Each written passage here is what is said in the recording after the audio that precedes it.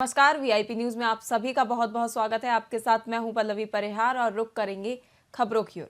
अलवर सड़क मार्ग के मध्य स्थित सैनी पेट्रोल पंप के पास लोहा व्यापारी पर फायरिंग करने के मामले में खुलासा करते हुए पुलिस ने 2 आरोपियों को गिरफ्तार किया है और घटना में प्रयुक्त कार को भी बरामद कर लिया गया है।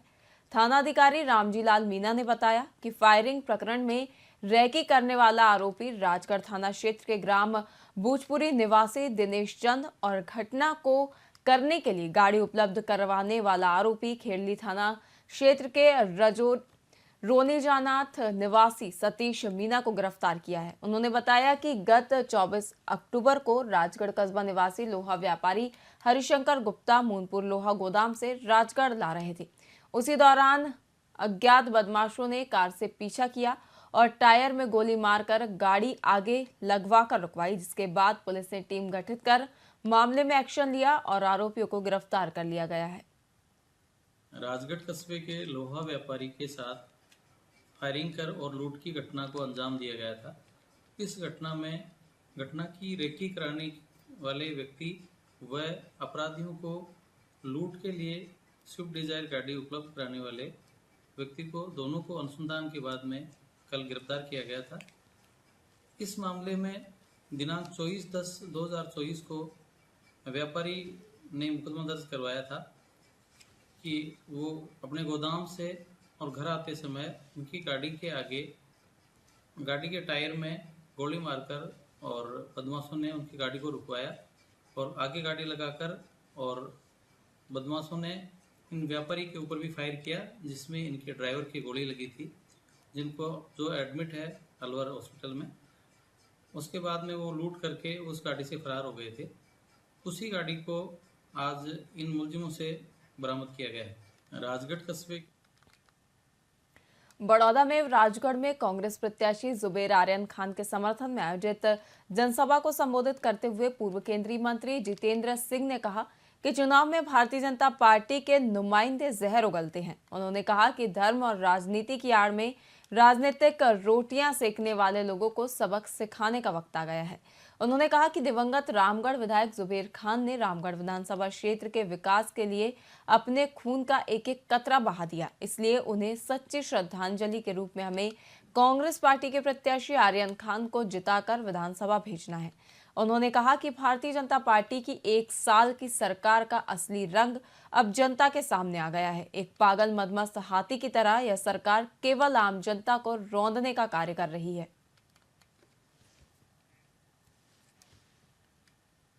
देवली उनियारा विधानसभा उपचुनाव में टोंक जिला कांग्रेस ओबीसी विभाग ने कांग्रेस प्रत्याशी केसी मीणा के समर्थन में कांग्रेस कार्यालय में ओबीसी वर्ग के मुखियाओं की बैठक आयोजित की, जिसको संबोधित करते हुए राजस्थान प्रदेश कांग्रेस ओबीसी विभाग के चेयरमैन हरसय यादव ने कहा कि अन्य पिछड़ा वर्ग समाज की राजनीति और एमएलए बनाने में निर्णायक भूमिका होती है। उन्होंने कहा कि अन्य पिछड़े वर्ग एकजुट होकर कांग्रेस के प्रत्याशी को विजय बनाए ताकि अन्य पिछड़ा वर्ग के हितों की रक्षा हो सके। इस अवसर पर टोंक जिला कांग्रेस ओबीसी विभाग के अध्यक्ष पंकज यादव ने अतिथियों का साफा माला पहनाकर स्वागत किया।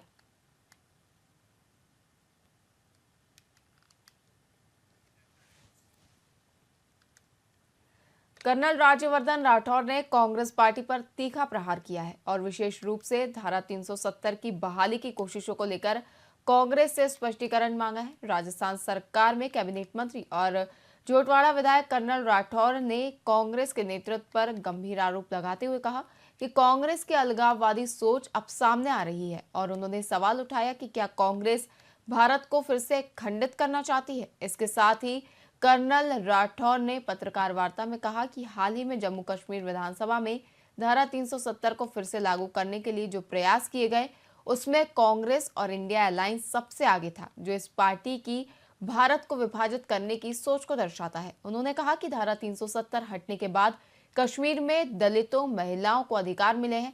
उन्होंने पूछा क्या कांग्रेस इन अधिकारों को वापस लेना चाहती है।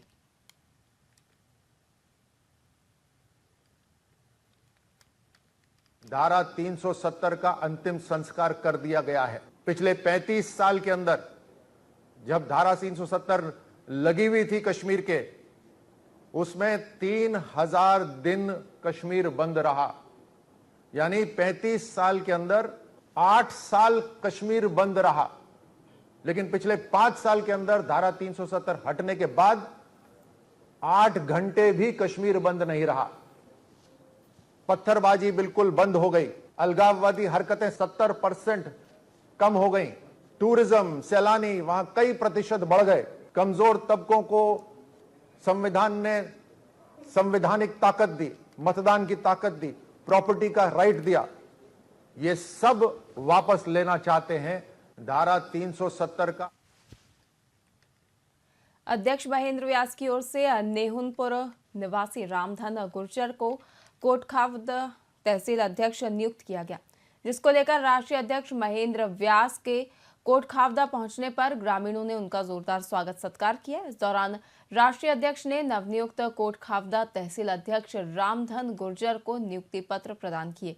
वहीं रामधन गुर्जर को तहसील अध्यक्ष बनने पर लोगों में खुशी का माहौल देखने को मिला। नवनियुक्त तहसील अध्यक्ष रामधन गुर्जर ने संगठन के प्रति ईमानदारी से काम करने और संगठन के हित में कार्य करने को कहा। इस दौरान अध्यक्ष श्रवण गुर्जर, पंडित छीतरमल शर्मा, कई पदाधिकारीगण और समाज के लोग मौके पर मौजूद रहे। राजस्थान विधानसभा के नेता प्रतिपक्ष और अलवर ग्रामीण के विधायक टीकाराम जूली ने केंद्रीय पर्यावरण, वानिकी और जलवायु परिवर्तन मंत्री भूपेंद्र यादव और प्रदेश के वन एवं पर्यावरण मंत्री संजय शर्मा पर गंभीर आरोप लगाए हैं। उनका कहना है कि दोनों मंत्री, जो अलवर जिले के प्रतिनिधि हैं, अलवर का वायु प्रदूषण से मुक्ति दिलाने के लिए कोई ठोस कदम नहीं उठा रहे।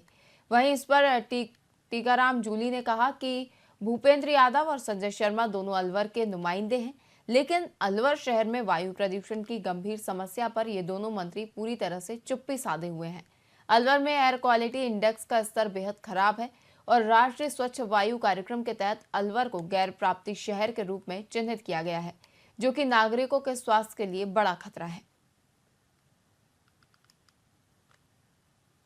आज अलवर शहर का जो पोल्यूशन का स्तर है वो बहुत ज़्यादा बढ़ चुका है और अलवर ही नहीं, भिवाड़ी तो पूरे विश्व की जो प्रदूषित सिटियाँ हैं उसके अंदर आ रही है, जिसकी हवा इतनी ख़राब है कि इंसान के फेफड़े बहुत जल्दी ख़राब होने की स्थिति वहाँ पे बन चुकी है। लोगों को सांस के अंदर जहर पीना पड़ रहा है। ये स्थिति इस पूरे इलाके के अंदर हो रही है। विशेष रूप से कहना चाहूँ तो एनसीआर के क्षेत्र के अंदर हो रही है। दिल्ली का तो सब मानते हैं और दिल्ली के अंदर तो काफ़ी प्रयास भी किए गए कि वहाँ पोल्यूशन ज़्यादा है, लेकिन अलवर और भिवाड़ी ये तो मैं समझता हूँ ऐसे कंजस्टेड शहर नहीं है और इन पे ध्यान दिया जाए तो यहाँ स्थिति सुधर सकती है। यहाँ 400 के आसपास तक AQI जो है इंडेक्स वो पहुँच चुका है और इसका मतलब ये होता है कि बहुत ही यानी प्राणों के लिए भी ये जो हवा है बहुत अधिक उनको नुकसान पहुंचा सकती है, प्राणों के लिए ठीक नहीं है। ये स्थिति बन चुकी है। तो मैं कहना चाहूँगा हमारे दोनों मंत्री अलवर के हैं, राज्य के अंदर भी और केंद्र के अंदर भी, इस पे ध्यान दें और जल्द से जल्द कोई इस प्रकार की नीति बनाएं जिससे कि पोल्यूशन कम हो और लोग खुली हवा में सांस ले सकें। जयपुर डिस्कॉम के कोटपुतली और भिवाड़ी सर्किल में पीएम कुसुम योजना के कंपोनेंट सी के तहत 10.09 मेगावाट क्षमता के 3 नए सौर ऊर्जा संयंत्र स्थापित कर दिए गए हैं।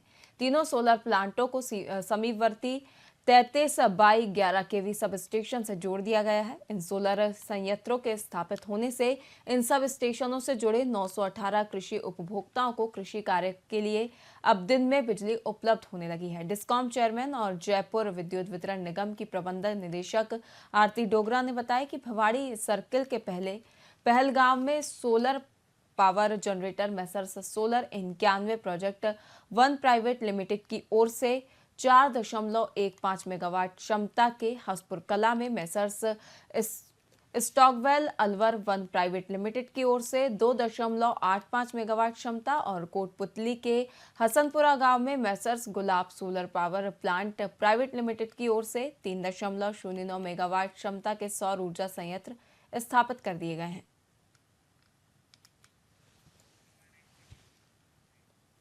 भारत की प्रतिष्ठित solar panel manufacturing company insolation energy limited ने 30 सितंबर 2024 को समाप्त छमाही के वित्तीय परिणाम प्रस्तुत किए हैं। उक्त अवधि में कंपनी ने कंसोलिडेटेड बैलेंस शीट के अनुसार गत वित्त साल की समान अवधि में अर्जित 280.06 करोड़ रुपए के मुकाबले 612.69 करोड़ रुपए का टर्नओवर अर्जित किया है, जो कि पिछले साल से 118.77% अधिक है। वहीं उक्त अवधि में कंपनी ने 15.03 करोड़ रुपए के मुकाबले 61.27 करोड़ रुपए का कर पश्चात शुद्ध लाभ अर्जित किया है, जो कि पिछले साल के मुकाबले 307.65% अधिक है। वहीं समान अवधि में कंपनी ने 29.75 करोड़ के मुकाबले 81.00 करोड़ एबिटा अर्जित किया है, जो कि पिछले साल से 172.27% अधिक है। कंपनी का अर्निंग पर शेयर 7.22 के मुकाबले इस साल 29.41 रहा, जो कि पिछले साल से 307.34% अधिक है।